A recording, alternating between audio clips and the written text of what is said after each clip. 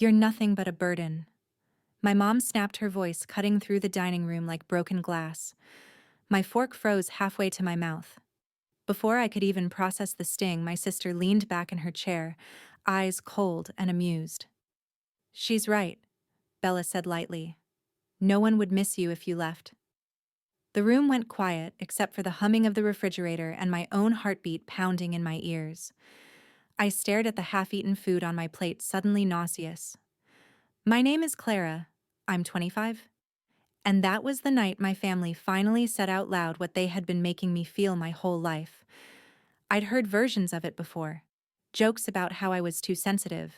Comments about how I never lived up to my potential. Comparisons to Bella's perfect grades, perfect job, perfect life. But never like this. Never so naked, so deliberate. I didn't scream. I didn't cry. I didn't flip the table or throw a plate even though I imagined the satisfying sound of porcelain shattering against the wall. Instead, I swallowed the burn in my throat and lifted my eyes to look at them.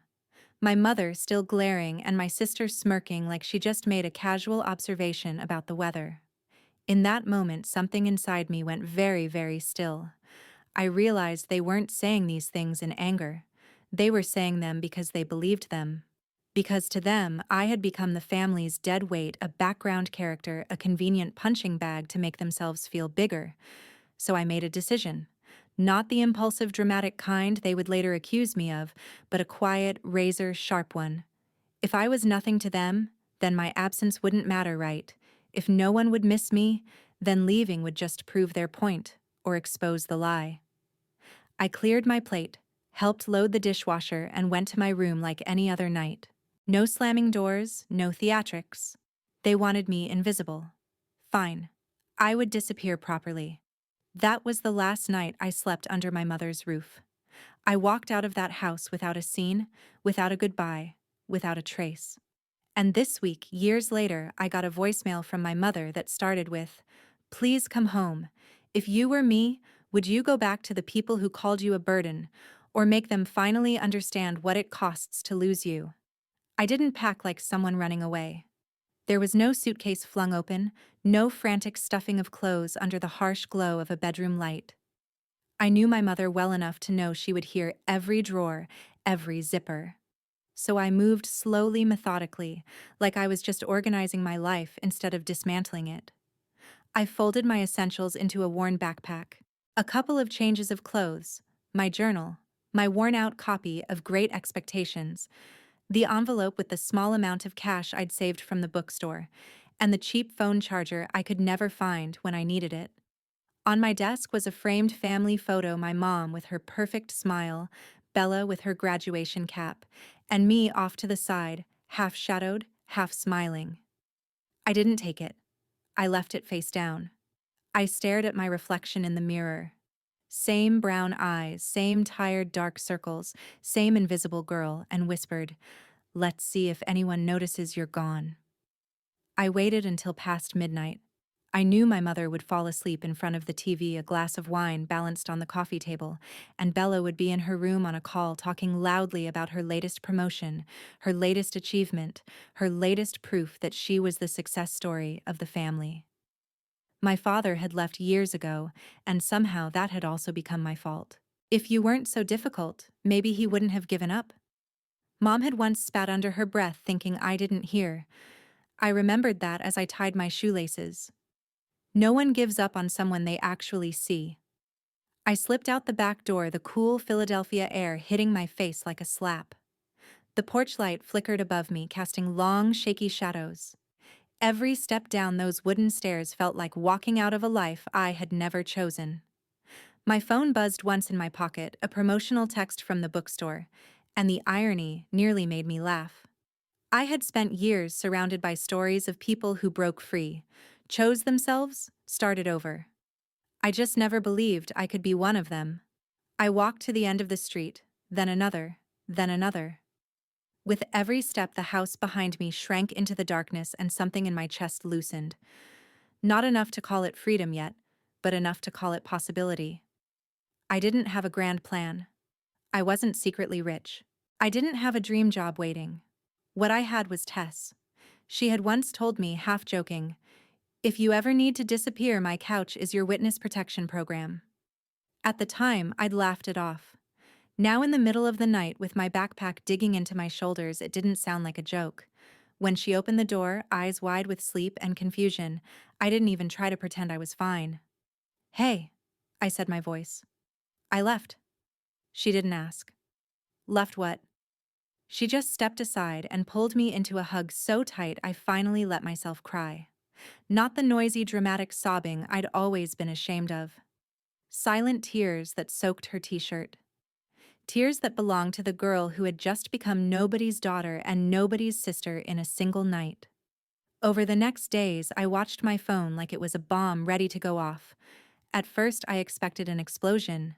Angry calls, furious messages, accusations about how selfish and ungrateful I was. Instead, nothing. No missed calls, no messages, no, "Where are you?" Not even a "Did you take your charger?"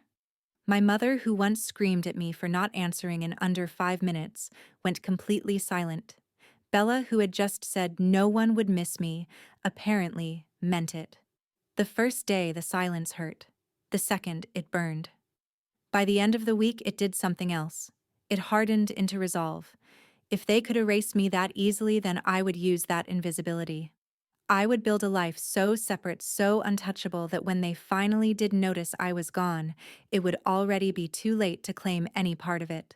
Tell me honestly, if your family didn't call you after you vanished, would you crawl back and beg for their attention, or decide that their silence is the clearest answer you'll ever get? Tess's apartment was small, cluttered, and somehow still felt like the safest place I had ever been. Her couch was lumpy, the kitchen sink dripped, and the radiator hissed like an annoyed cat every night. But no one there called me a burden. No one compared me to Bella. No one looked at me like I was a half-finished disappointment. The first week, I mostly slept. My body crashed after years of carrying a constant low-level panic, waiting for the next comment, the next criticism, the next casual reminder that I was not enough. When I wasn't sleeping, I wrote. At first, it was just messy, angry journal entries. Mom said this. Bella did that. Maybe I really am the problem. But one evening, Tess picked up my journal after it fell open on the coffee table. "Clara," she said, slowly skimming a page, "this isn't just venting. This is a story." I snatched it back, embarrassed. "It's just me whining." "No," she insisted. "It's like reading a character trapped in a house where everyone keeps telling her she's nothing until she finally vanishes. People would relate to this. You know how many stories we shove at the bookstore about toxic families? I did know. I'd handled thousands of them, scanned them, restocked them. Never once did I imagine my own pain as something people might want to read." Tess nudged me. "What if you turned it into something, an article, a blog, a series? Anonymously if you want. Let's be real. Your mother's not exactly browsing mental health blogs between her wine refills." Her joke made me laugh harder than I had in weeks. That night, I opened a blank document and wrote the sentence. My family only noticed me long enough to blame me. Then I kept going. I wrote about the dinner table conversations where I disappeared in plain sight. About the time my mom forgot my birthday, but threw a huge party for Bella's promotion. About the day I won a small local writing contest and my mom said, "That's nice, but it's not like a real achievement, right?" I wrote until my fingers cramped and my eyes blurred. I stripped the names, changed the city, kept the feelings raw and ugly and real. Tess helped me set up a blog anonymous under a pen name. I hit publish, expecting nothing. Within a week, the first post had hundreds of views, then thousands. Comments poured in. "This is my mother." I thought I was the only invisible sibling. I left too, and no one called me either. Every notification was a tiny shock to my system. For the first time, my words, my existence were not just tolerated. They were seen. They mattered. People were sending my story to their friends, their therapists, their own siblings.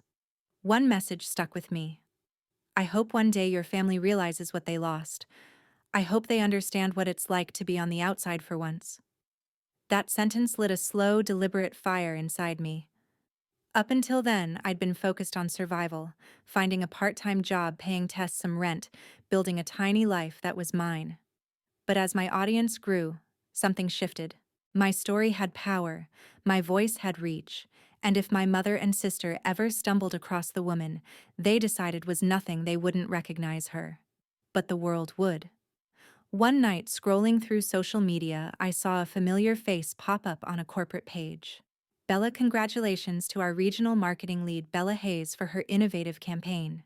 The photo showed her in a sleek blazer, smiling confidently, holding a framed award. I stared at it, a strange déjà vu prickling my skin. The slogan on the campaign looked familiar. Too familiar. It was a line I had drafted in a notebook months before at the bookstore, when Bella had asked me, "Hey, can you help me brainstorm a tagline? You're good with words. It's for work. Nothing big." I remembered the thrill of her asking for my help. I remembered staying up late perfecting it. I remembered her saying, "Thanks," like I just passed the salt.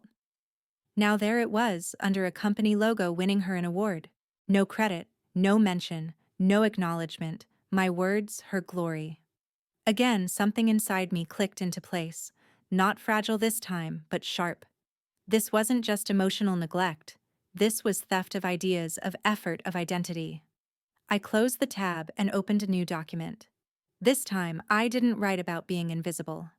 I wrote about being used, abused, erased. And I made myself a promise. I wouldn't just heal and move on quietly. I would make sure the people who called me a burden finally understood the weight of what they'd thrown away.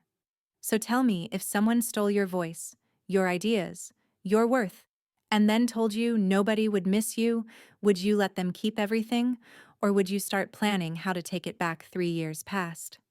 3 years of double shifts at the bookstore, and then at a small indie publisher that took a chance on the anonymous girl whose blog had gone viral. 3 years of therapy sessions where I unlearned the idea that love had to hurt to be real.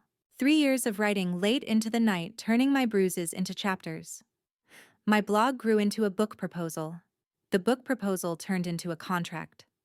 My editor said, "Your story is going to help so many people leave situations they never thought they could escape." It was the first time an adult had looked me in the eyes and told me I was going to change lives. Not as a comparison, not as an afterthought, but as the point. During those 3 years, I heard almost nothing from my family. A couple of bland texts from my mother on holidays. "Hope you're well. Merry Christmas." No calls, no real questions. She never asked where I lived now, what I did for work, who I had become without her. Bella didn't message me at all. The silence used to feel like abandonment. Eventually, it felt like confirmation. I had been right to leave. I was in the middle of editing a chapter about the night I disappeared, when my phone buzzed with an unknown number. I almost ignored it, but something in my chest tugged. A voicemail icon popped up. I put the phone aside, intending to listen later, but my curiosity got the better of me. I pressed play. My mother's voice, shaky and smaller than I remembered, cracked through the speaker. "Clara, it's Mom." She never called herself that on the phone. It was always, "It's me," or "It's your mother," like the role itself was sacred. "Please come home," she said, and the words were so surreal I almost laughed. There was a pause, a sharp inhale. In the background I could hear chaos, muffled voices, what sounded like a door slamming, someone crying. "Things are bad," she continued. "Bella needs you. I need you. Please just call me back. We were wrong about a lot of things. Wrong about a lot of things." My heart raced, but not with the old fear. This was something else, a cold, focused alertness. I replayed the voicemail and heard more the second time. The desperation in her voice, the way she stumbled over, "We were wrong." The hint of panic when she mentioned Bella. I texted Tess. She called. Tess replied instantly, "You okay?" My fingers hovered over the screen before I typed, "Please come home, something's wrong." A minute later, my phone lit up with Tess's incoming call. So she said, without preamble, "What are we thinking? Fire, bankruptcy, scandal, alien invasion?" I let out a short, humorless laugh. She sounded scared. "Good," Tess shot back. "Maybe she finally knows what fear feels like." She said, Bella needs me, I murmured. Is that supposed to be a selling point? Tess asked. The same sister who said nobody would miss you. A part of me wanted to rush over, fix everything, fall back into the old role of emotional janitor cleaning up everyone else's mess. The reflex sat in my bones, familiar and toxic. But another part, the part that had survived 3 years of rebuilding, stopped me. What if something really bad happened? I asked softly. What if Clara? Tess said, her voice gentler now. Something really bad already happened. They spent years breaking you down. They called you a burden. They let you disappear. Don't forget that just because their house is finally catching fire. Her words hit hard because I knew she was right. Still, the voicemail nagged at me, looping in my head. We were wrong. Please come home. Bella needs you. I opened my laptop and searched Bella's name. It didn't take long to see it, a trending thread dragging my sister's company through the mud. Anonymous posts accusing someone in her department of stealing ideas, bullying coworkers, taking credit for unpaid interns' work, screenshots of emails, snippets of presentations, a leaked internal memo about an investigation. And there, tagged in several angry comments, was Bella's profile. My stomach tightened, not with sympathy, but with recognition. This was the system she had thrived in. The system that rewarded her for using people like me. Only now the spotlight was turning on her. People were calling her a thief, a fraud, a bully. They were telling stories that sounded a lot like mine. The difference was this time, the world was paying attention. I sat back, heart pounding, mind racing. My mother's voicemail suddenly made sense. They didn't want me home because they missed me. They wanted me home because they were bleeding. And for years I'd been the bandage. But I wasn't a bandage anymore. I was the one holding the pen that could write how this story ended. If your abusers called only when their world started crumbling, asking you to come home to fix what they broke, would you rush back to save them or walk in with your eyes open, knowing this time you held the power? I didn't decide immediately. Old Clara would have been on the first bus, apologizing on the way for not coming sooner. New Clara took 3 days. 3 days of listening to that voicemail on repeat. 3 days of reading every thread about Bella's company, every leaked email, every anonymous testimony from people who sounded like slightly different versions of me. She took my idea and presented it as her own. She told me I should be grateful to even be in the room. When I confronted her, she said I was being oversensitive. It was like hearing my family dinner table but with corporate branding. On the 3rd day, I called my mother back. She picked up on the first ring. Clara. Her voice trembled like the ground had been shaking under her for days. Hi, I said calmly. You called? Yes, I did. There was an awkward pause. For the first time in my life, she sounded unsure of what to say to me. Good, I thought. Things are complicated, she continued. Bella's in trouble at work. They're saying horrible things about her online, and some of her clients have pulled out, and there's this investigation. I've seen... I cut in. I read the posts. Then you know they're exaggerating. She snapped, instinctively defensive. Bella might have made mistakes, but she's a good person. She works so hard. She doesn't deserve to be destroyed over rumors. Mom, I said quietly. I believe them. Silence. Pure, stunned silence. You what? She finally choked out. I believe them, I repeated. Because I know Bella. I know what she thinks she's entitled to. I know what she's taken from me. This is not new behavior. It's just the first time there are consequences. I expected her to explode. Instead, her voice cracked. Clara, please. We can't do this over the phone. Just come home. We need to talk. Why? I asked. What do you need from me exactly? There it was. The real question. The one she'd been circling. You're good with words, she said quickly, desperation bleeding into manipulation. You always were. Maybe you could help Bella write a statement or coach her on what to say or talk to her company. If they heard from you, if you said she's not what I interrupted. Not someone who tells her own sister that no one would miss her if she left. Not someone who took my work and used it for her own promotion. Oh, for God's sake, you're still on about that, she snapped. The old sharpness breaking through. It was just a slogan. It was mine, I said. And that's the point. It was always just my feelings, just my ideas, just me, until you needed something. Then suddenly, I was useful. She went quiet again. I could almost hear her recalibrating, deciding which script to use now that guilt and dismissal weren't working. Clara, she tried again, softer. We said things we didn't mean that night. We were stressed. We were worried about you. And we overreacted. But you left. Do you know what it felt like waking up and realizing you were gone? Do you know what it felt like? I asked, my voice low, to leave and realize that no one called. The silence on the line was an answer by itself. Finally, she whispered, "Please just come for a day.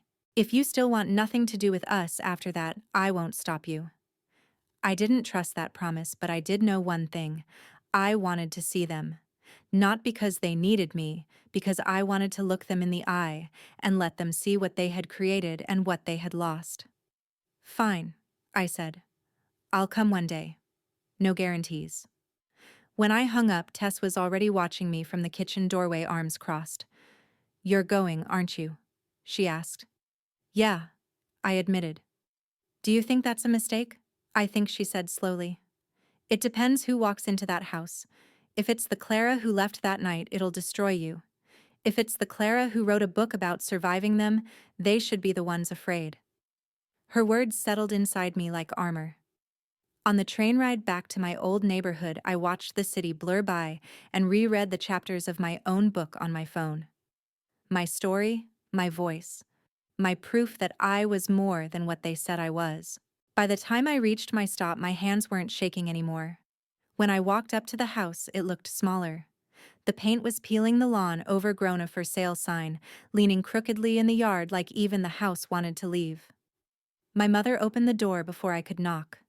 She looked older, not just in the way time does to everyone, but in the way guilt and stress carve themselves into your face when you've run out of people to blame. "Clara," she breathed for a heartbeat. I thought she might hug me. She didn't. She just stepped aside. I walked in. The same hallway, the same pictures, the same face-owned family photo on the table where I'd left it untouched. Interesting. Bella was on the couch, laptop open, dark circles under her eyes, hair pulled into a messy bun that looked more defeated than casual. She looked up at me, and for a second, I saw the sister I used to trail behind as a kid, desperate for any scrap of approval. Then I remembered her voice. "No one would miss you if you left." So I said, closing the door behind me, "You wanted me home. If you were standing in front of the people who broke you, and for the first time they were the ones falling apart, would you reach out your hand to pull them up, or let them finally feel what it's like to hit the ground?" Bella didn't jump up to hug me. She didn't apologize immediately either. She just stared, jaw clenched, like she was trying to decide whether I was her last hope or her latest accuser. "You look different," she finally said. "You don't." The words slipped out before I could stop them, but I didn't take them back. My mother hovered near the doorway like a guilty ghost, wringing her hands. "Can we all sit down?" she asked. We've got a lot to talk about." We sat at the same dining table where my mother had once called me a burden and Bella had agreed. This time, I chose my seat deliberately at the head of the table, the spot my mother always took. Her eyebrows twitched, but she said nothing. "Good. We were rewriting rules today." So I began. "You said you were wrong about a lot of things." "I'm listening." My mother inhaled shakily. "We shouldn't have said what we did that night. We were cruel. I was angry, and I took it out on you. I let Bella's success blind me, and I didn't see how I was hurting you." "You didn't just not see it," I corrected. "You refused to. I told you again and again. And you said I was being dramatic. You called me sensitive. You said I was jealous." "I know," she whispered. "And when you left, I realized." "No," I cut in. "When I left, you stayed silent for months, for years. You sent holiday texts. You didn't ask where I lived.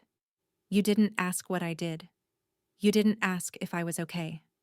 Don't pretend you had some big epiphany the day after I disappeared. Your realization started when Bella's life collapsed. Not when mine almost did." The color drained from her face. "Good." Bella slammed her palm against the table. "This isn't fair," she snapped. You think I haven't paid enough already? My career is destroyed. People are calling me a monster online. I might get fired. I might never work in this field again. How much more do you want from me? I turned to her slowly. That depends. How much did you take? Her eyes flashed. I worked for everything I have. Really, I tilted my head. So those interns are lying. Those co-workers are lying. The ideas you presented just magically appeared in your head. And what about the campaign slogan you borrowed from me? Oh my God, you're still obsessed with that. She groaned. Are you seriously going to hold my entire life over some words you scribbled in a notebook? Words I said evenly are how I make my living now. So yes, I take them seriously. My mother blinked. What do you mean? How you make your living? I pulled a copy of the early manuscript out of my bag and set it on the table. The working title stared up at them. Burden. How I left the family that never saw me. My name was on the cover. My real name, not a pen name, not a shadow. Me.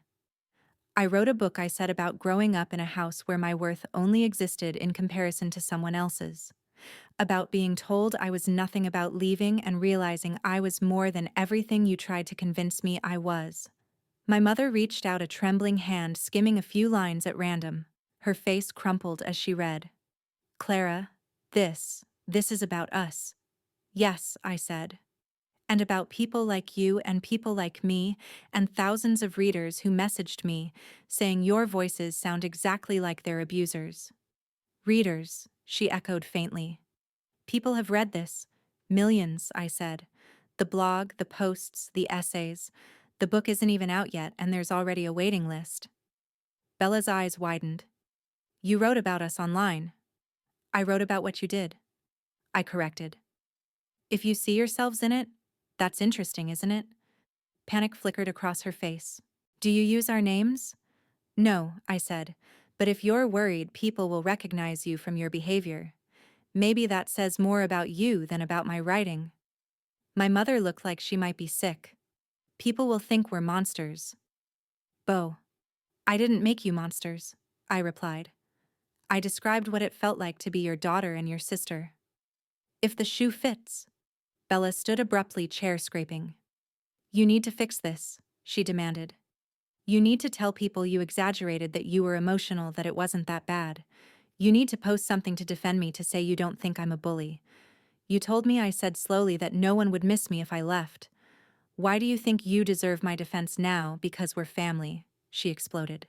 Because we're blood. Because you don't destroy your own for strangers' entertainment. I leaned forward, voice cold. I didn't destroy you. I walked away. The rest. You did that all by yourself. And as for blood, that never stopped you from bleeding me dry when it suited you. My mother whispered, Clara, please. We made mistakes. We're paying for them now. Isn't that enough? No, I said simply, because you still don't get it. You're worried about your reputations, your careers, your comfort. You never once asked how close I came to disappearing in a way you couldn't fix. Their eyes snapped to me. What do you mean? My mother asked, voice shaking. I held her gaze. I thought about ending my life, I said more than once. Because if even my own family thought I was a burden, what was the point? I didn't do it. But I could have. And you would have stood at my funeral crying about how you never saw the signs, when the signs were literally me telling you over and over that I was drowning. My mother burst into tears. Real ones. Ugly, messy, terrified tears. For once, I didn't rush to comfort her. I let her feel it. Let her sit in the reality that her words had pushed her own child to the edge. So no, I continued. Losing a job isn't enough. Losing face isn't enough. You don't get to erase what you did with a few tears and a promise you'll try harder. You want my help. You want my forgiveness. You want me to stand between you and the consequences you created. I shook my head slowly. You're going to have to sit with this for a long time without me cushioning the blow. If the people who hurt you finally broke down and begged you to rescue them from the consequences of their own cruelty, would you throw them a lifeline or let them finally drown in what they poured over you for years? I stayed in that house for 6 hours. long enough to say everything I had swallowed for 25 years, long enough to watch my mother go from defensive to devastated, to see Bella swing from angry to desperate to eerily quiet. At one point, she whispered, "Did you ever love me?" The question surprised me. "I did," I answered honestly. "I loved the version of you I thought might one day look at me and see a sister instead of a measuring stick." "And now?" she asked. I thought about it. "Now I care what happens to you," I said. "But I don't trust you. I don't feel safe around you. And I don't owe you my healing." That was the difference. Before, my love meant I would endure anything. Now it meant I could care about someone and still walk away. My mother kept repeating, "We can change, we'll do better. We'll go to therapy. We'll read your book. We'll apologize publicly if we have to." I believe that maybe she meant it in this moment under this pressure with everything crumbling, but would she still mean it when the heat died down, when the scandal faded, when people stopped talking? I'd spent my whole life betting on their potential instead of believing their patterns. I wasn't doing that anymore. As the sun began to set, I stood up. "I'm leaving," I said. My mother shot to her feet. "You can't just leave again. Not like this." "I'm not disappearing this time," I replied. "I'm choosing." Bella looked up at me, eyes red. "So that's it. You get your book deal, your little revenge story, and we're just done." I almost laughed. "You really think this is about a little revenge story? This is about reclaiming my life, my voice, my narrative. You were the ones who turned yourselves into villains." I just stopped editing out the ugly parts. I picked up my backpack, the same one I'd left with that night. It felt lighter now. I paused at the doorway and turned back one last time. "Here's what's going to happen," I said. "My book is still coming out. I'm not changing the truth to protect you. If you want to do better, start with telling the truth yourselves. Apologize to the people you hurt. Not just me, the interns, the coworkers, the kids you raised to believe their worth depended on how useful they were to you." My mother's lip trembled. "And us? I'm not cutting you off completely," I said. "But I'm not coming home either. Home isn't this house. Home is wherever I'm treated like a human being, not a burden. Right now. That's not here." My mother stumbled forward as if to hug me, then hesitated, arms dropping helplessly to her sides. "When will we see you again?" "I don't know," I said. "That depends on you. Not on your tears today, but on your choices tomorrow and the day after that, and the day after that." I walked out. The air outside felt different than it had the first time I left. Back then, the night had swallowed me like I was nothing. Now the world opened up around me like a page waiting to be written. On the train back to my new life, my phone vibrated with messages from my editor, my therapist Tess, people who saw me, people who chose me. When I got back to Tess's apartment, she wrapped me in a hug and didn't ask, "So did they apologize?" She asked, "How do you feel?" That was the point of all this, I realized. Not whether they were sorry, whether I was free. A week later, my book's pre-orders doubled after a podcast episode where I read an excerpt about the "Please Come Home" voicemail. I didn't name my mother. I didn't have to. People recognized the tone, the guilt, the manipulation laced with need. The DM box filled again. I got that voicemail too. Mine said, "You're tearing this family apart after decades of abuse." I went back. I wish I hadn't. One night, late alone at my desk, my phone buzzed with a new voicemail. The caller ID made my stomach clench. "Mom." I stared at it for a long moment before pressing play. "Clara," she said softly. "I read the manuscript, all of it. I won't ask you to change it. I won't say you're wrong. I just want you to know that I'm trying. I started therapy. I apologized to someone today. Really apologized. Not just to get something. I don't know if it matters to you, but I'm trying to become someone you could love without hurting yourself." There was a pause, then a familiar broken sigh. "I still want you to come home, but I'm starting to understand that home might not be here anymore. I hope one day we can build a different one, even if it's not under this roof." She hung up. I didn't call back. Not yet. I saved the voicemail, though, not as a promise, but as proof. Proof that my leaving my silence, my refusal to be their cushion anymore, had finally forced them to look at themselves. That was my revenge. Not flames or public humiliation or screaming matches, though the scandal had already taken care of some of that. My real revenge was this. I became everything they said I couldn't be without them, and they had to watch from the outside. I turned their favorite narrative, "You're nothing without us," inside out and handed it back to them. I was something. I was someone. I always had been. They were just too blinded by their own reflections to see it. Now they had to live with the knowledge that when they called me a burden, they were pushing away the best thing they ever had. My story doesn't end with a perfect reconciliation or a cinematic group hug. It ends with me closing my laptop, turning off my phone, and going to sleep in a place where no one calls me too sensitive for needing kindness. A place I pay for with money I earned using the voice they once dismissed. A place I chose my home. So tell me, if you were in my shoes, would you ever go back to a house that only wanted you when it was burning? Or would you let them learn slowly and painfully what it really means to lose? There are some words that once spoken cannot be unheard. "You're nothing but a burden" is a sentence that dismantles a person from the inside out. For Clara, it wasn't just an insult, it was an eviction notice from her own family. Her mother Joan and her sister Bella didn't just hurt her, they erased her. And when Clara finally vanished, they didn't chase her because they missed her, they only called when they realized the erasure had backfired. This story forces us to confront a painful reality. Sometimes the people who are supposed to be our shelter are actually the storm. Bella thrived in a system where she could take credit for Clara's ideas and shine while her sister faded. Joan maintained control by making Clara feel small, but when Clara left, she took the one thing they couldn't manufacture: the truth. The most satisfying part of Clara's journey isn't the book deal or the viral blog. It's the moment she sits at the head of the table, the spot her mother always took, and refuses to shrink.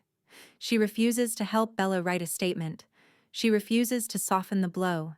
She hands them the mirror she has been polishing for 3 years and forces them to look at their own reflections. Forgiveness is often preached as the ultimate goal, but Clara teaches us that forgiveness without change is just permission to hurt again. Her decision to stay away to build a home where she is safe and seen is the ultimate act of self-love. It's a reminder that we get to choose our family, and sometimes that means unchoosing the one we were born into. If you have ever felt like the burden in your family, or if you've been the invisible one holding everything together, I want you to know that your absence is powerful. You are not defined by their inability to see you. You are defined by the life you build when you finally stop waiting for their permission to exist. I'd love to hear your thoughts on this story. Would you have gone back to that house? Did Clara make the right choice? Share your experiences in the comments below and let me know where you're watching from. Your stories are the heartbeat of this community. Until next time, keep writing your own narrative and never let anyone else hold the pen.